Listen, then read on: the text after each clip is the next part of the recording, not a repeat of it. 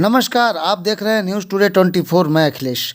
भाजपा, सपा, बसपा, कांग्रेस पार्टियों की जब जब सरकारें आईं तब तब पार्टी मुखियाओं ने अपने अपने तरीके से व्यापारियों को लुभा एक एक व्यापारी नेता पैदा कर राज्यसभा, लोकसभा व विधानसभा में भेजा।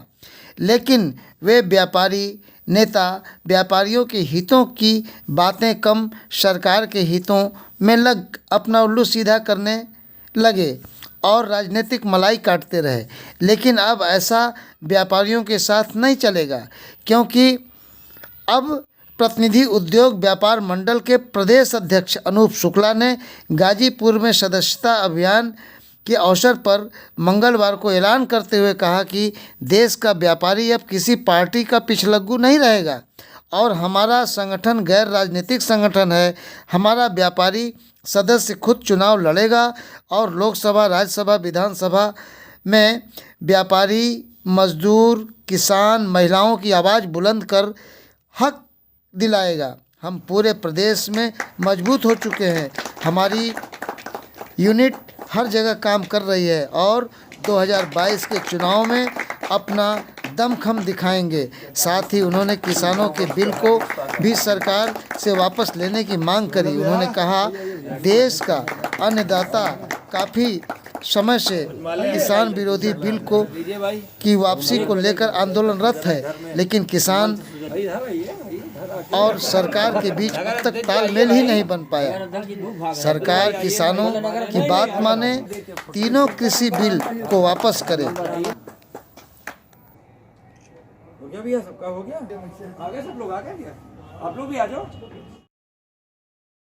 हम लोग 2022 जिस तरीके से व्यापारियों को सम्मान मिलना चाहिए, अभी तक राजनीतिक दलों के द्वारा या किसी भी तरीके से वो सम्मान नहीं मिल पा रहा है। आज हम लोगों ने भी पिछली मीटिंग भी करके किया था, वीडियो कॉन्फ्रेंसिंग भी करके हम लोग कर रहे हैं कि प्रतिनिधि उद्योग व्यापार मंडल 2022 में अपने प्रत्याशी उतारने का काम करेगा। इसी विषय की एक मंथन बैठक जो है इसी अधिवेशन में तय होगा कि कौन कौन से प्रत्याशी किस विधानसभाओं में उतारे जाएं, क्योंकि उत्तर प्रदेश में व्यापारी, पूरे देश में ही व्यापारी जो है सभी राजनीतिक दल को चला रहा है। व्यापारियों की वजह से ही राजनीतिक दलों की साख और ताकत बनी हुई है। निश्चित रूप से व्यापारी का सम्मान नहीं हो पा रहा है।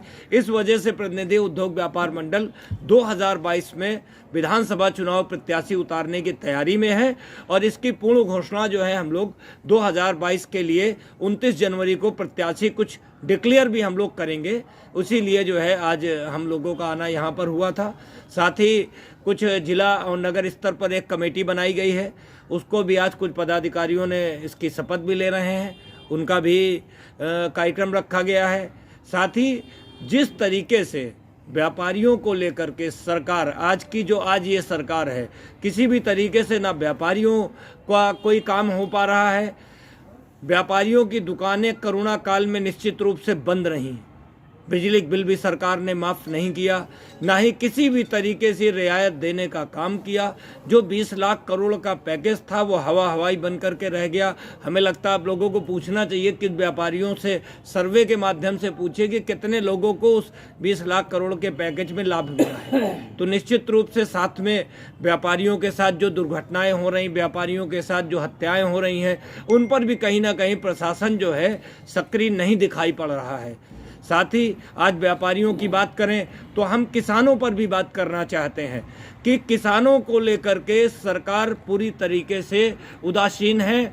आज 70 किसान मर गए हैं। आज उनके परिवार के लोग, उनके परिवारों में क्या हो रहा होगा, कोई भी सत्ताधारी पक्ष का एक ऐसा आयोजन नहीं किया गया। किसान है, अन्नदाता है, इस पर जो भी कानून बने उस कानून को किसानों से वार्ता करके उस पर आगे बढ़ाया जाए। इन सभी कानूनों की हम वापसी की भी मांग करते हैं।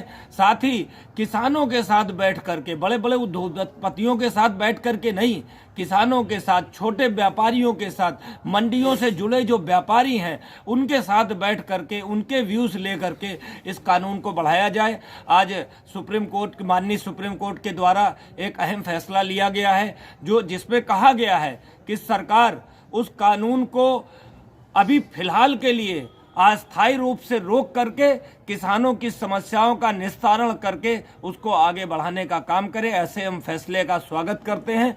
निश्चित रूप से आज सभी समाज में उस फैसले का स्वागत किया है और हम लोग भी कहीं ना कहीं आशान्वित हैं कि व्यापारी किसानों को भी इसका लाभ मिलेगा, क्योंकि किसान जो है, किसान भी एक तरीके का व्यापारी है। जिस तरीके की मैन्युफैक्चर काम कोई भी चीज़ करने की मैन्युफैक्चरिंग इंडस्ट्री होती है, किसान भी तो अपने गेहूं को जो भी उपज हो रही है, धान को हो रहा, उसको बोता है। बहरहाल प्रतिनिधि उद्योग व्यापार मंडल के प्रदेश अध्यक्ष ने युवा व्यापारियों, महिला उद्यमियों का एक बड़ा नेटवर्क तैयार कर सिर्फ व्यापारियों और मजलूमों की आवाज़ को बुलंद करने तथा पूरे प्रदेश में अपनी एक मजबूत पकड़ बना ली है। जो पुराने व्यापारी नेता केवल कुर्सी के लालच में व्यापारियों का शोषण किए, उनके भी दिन अब लद गए हैं। ये संगठन किसी दल में न रहकर एक नया कीर्तिमान स्थापित करने का प्रण ले चुका है। जब इनकी भागीदारी पूरे प्रदेश में होगी तो अच्छे अच्छे दलों को चंदे के भी लाले पड़ जाएंगे।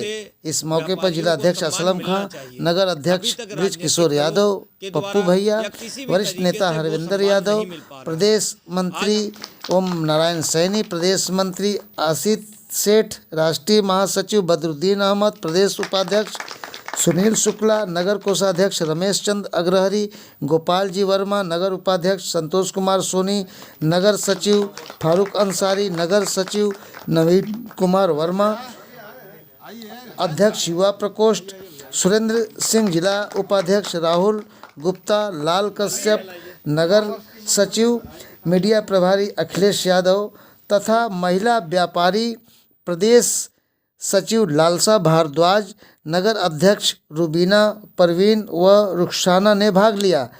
अंत में राष्ट्रीय अध्यक्ष ने सभा के अंत में सकलेनाबाद, दुर्गा चौक, गाजीपुर, जल ही जीवन है, शुद्ध पिए सालों साल जिए।